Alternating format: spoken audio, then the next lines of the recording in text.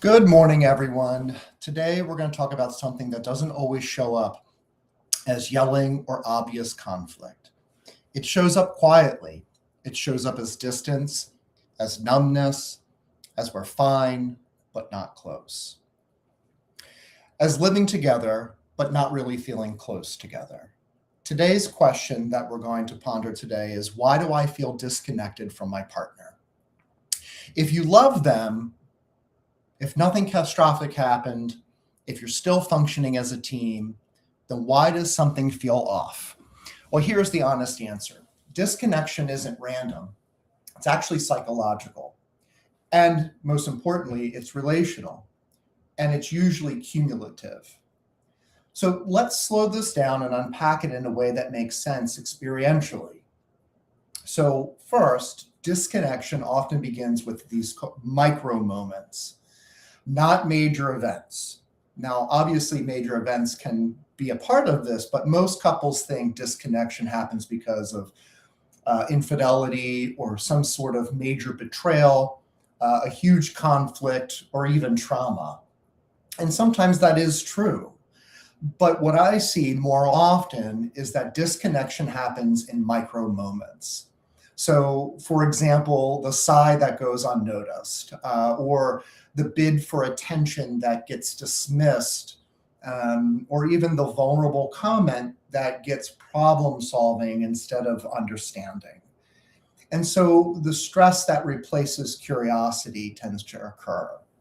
So when we think about emotional connection is built in small moments and it erodes in small moments.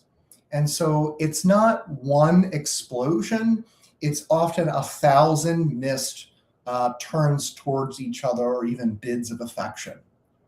So you stop feeling chosen, you stop feeling seen, you stop feeling emotionally prioritized. And ultimately, the distance is going to grow. So what people come to me is that they often report, we're talking, but I'm not feeling felt. And many disconnected couples still obviously communicate. They're just not communicating in the way that actually lands. More often, they're successful in communicating schedules, for instance. They're capable of discussing logistics.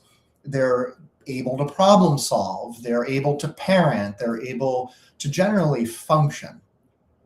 But the emotional attunement is actually quite different. And it's actually quite different from the operational communication that many couples are successful in. Disconnection happens when you speak, but you don't feel understood, or you share something personal, but you feel minimized, or you express emotion and you get correction or defensiveness instead of empathy. So feeling connected really requires this emotional resonance. Honesty, for example, without attunement often comes across as aggressive. And so examples of these types of comments might be something like, I see what this actually means to you, or I understand why I hurt you, or your thoughts, your feelings, your perspective actually matters to me. And without that, the conversation actually becomes quite transactional. And unfortunately, this is where we get into the conversations that lend to kind of nuanced concerns, whether it's taking out the trash or doing the dishes or who feeds the dog.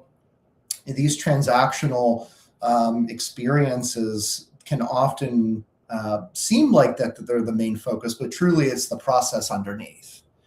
And so when relationships are transactional, the relationship actually, and the person in the relationship eventually starts to feel lonely. And your nervous system ultimately becomes out of sync. And so, when we think about connection in of itself is biological. And when couples ultimately feel connected, their nervous systems regulate together. And when they feel disconnected, obviously we're dysregulated. And unfortunately, this is where we can begin to show up in our relationship very much reactive. So one partner may actually pursue harder, or one partner may withdraw, or one partner becomes critical, or they both become avoidant ultimately. And as I explain this to couples that I see, this isn't a personality problem. And so if you feel disconnected from your partner, or you ultimately just feel disconnected in your relationship, ask yourself, when I reach, do I feel rejected? And when I express frustration, does my partner shut down? When they pull away, do I escalate? Disconnection often comes from a pursue-withdrawal cycle, where the more one pushes for closeness, the other ultimately feels overwhelmed. And so they tend to withdraw even more. And so the more one withdraws, the more the other one feels abandoned. And so neither feels understood. Unfortunately, this unrepair leads to continued conflict, and it ultimately accumulates. Conflict itself doesn't create the disconnection, because connection or conflict is actually a natural part of a healthy relationship. But unrepaired conflict does.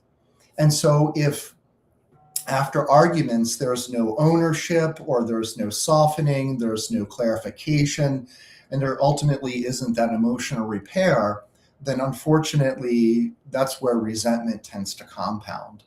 And so you might think that we moved on, which is often the sweeping the issue under the rug, but more often what that represents is the couple's inability, or the person's sense that resolution is not possible or even a priority.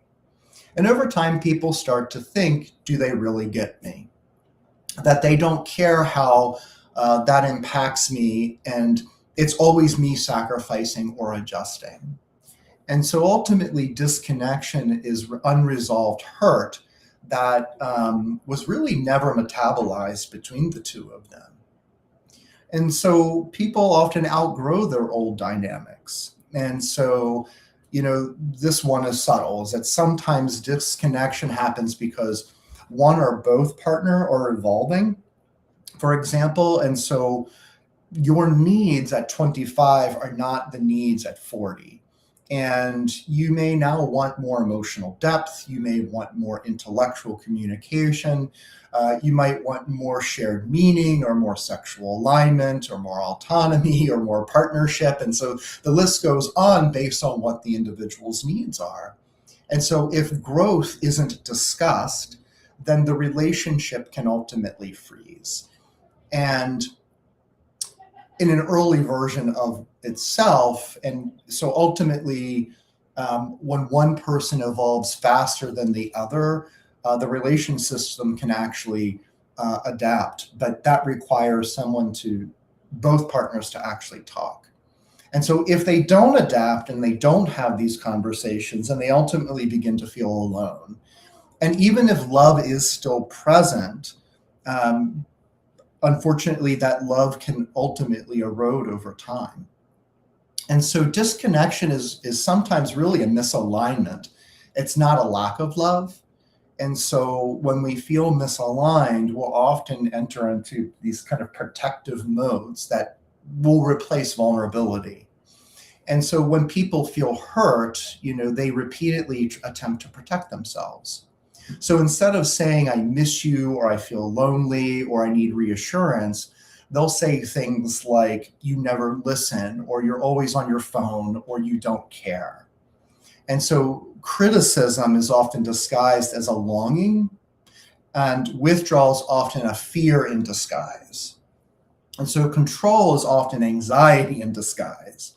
And if both partners can say in protective modes, no one feels safe enough to be vulnerable, and vulnerability is the gateway to connection, then obviously we need to develop a different process. And so you stopped turning towards each other. Connection requires adaptive participation. It can't be one over the other, and you can't overcompensate for your partner. And really, the small things matter when we're engaged in these types of conversations. Being in attunement or being present is really important, such as eye contact, even physical affection if appropriate, checking in with each other, establishing these shared rituals, humor, play, curiosity. These are the transactions that research has even shown that over time, healthy, long-lasting relationships require these positive inputs. Unfortunately, obviously, over time, life can crowd this out. As life moves on, we have to consider our careers. We often have kids. Obviously, there's stress, even phones, and just life fatigue. And what I find is that people don't intentionally disconnect. They just stop intentionally reconnecting. And, due to the priorities of life, learning how to shuffle what's important to us can become quite challenging. And ultimately, when we talk about intimacy, whether it's emotional or physical, that requires intentionality. And so if you feel alone in your inner world, this is really the deepest layer, is that disconnection hurts because it touches our attachment, right? At the core of humans, we want to feel seen, we want to feel chosen, we want to feel safe and heard and valued, and we want emotional prioritization. We want to feel special and important. And when that experience ultimately fades, people will begin to question, do I even matter here? Am I important? Sometimes I get the question of, well, am I too much for my partner? Or am I asking for too much? And, ultimately, are we drifting apart? And so disconnection isn't just about behavior, it's about attachment security. So you might ask then, why do you feel disconnected?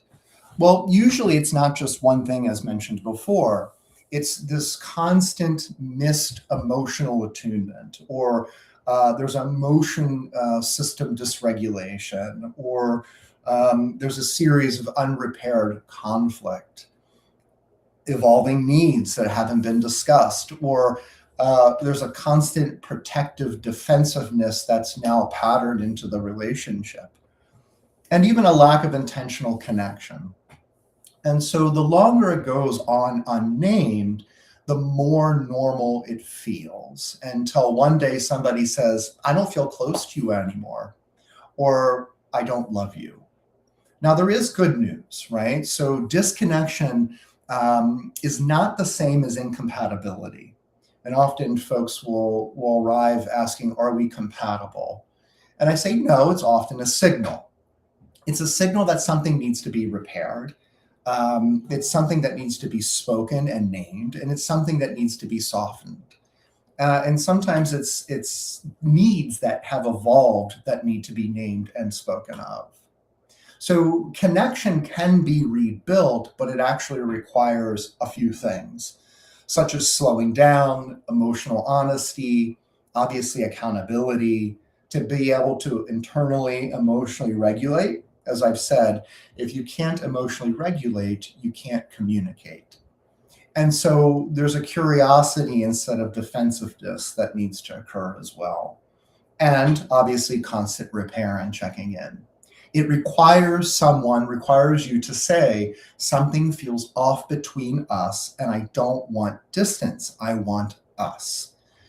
That's encouragement. We want to encourage each other to open up and to be vulnerable when we are not feeling good. And that's ultimately relational maturity. And so before we close, I want to leave you with 3 reflective questions. So the first question is when you feel disconnected, do you move toward your partner or away from them? Notice your pattern. Awareness is the most important step. The second question is, in your last disagreement, was there true emotional repair? Or did you guys just move on and sweep it under the rug? Because repair determines the longevity of the relationship. And if you're honest, have your needs evolved? And have you clearly communicated that evolution to your partner? Unspoken growth creates silent distance. And if this resonates, obviously you're not broken. Your relationship isn't necessarily doomed, but disconnection becomes disconnection entrenched. And so that can continue to, unfortunately, evolve into a pattern of just really more disconnected patterns. Again, connection requires intention, and intention begins with awareness. So again, if any of this resonates with you, your relationship isn't necessarily doomed. It just means that you two are out of alignment and attunement, and you may need to seek professional help. Until next time.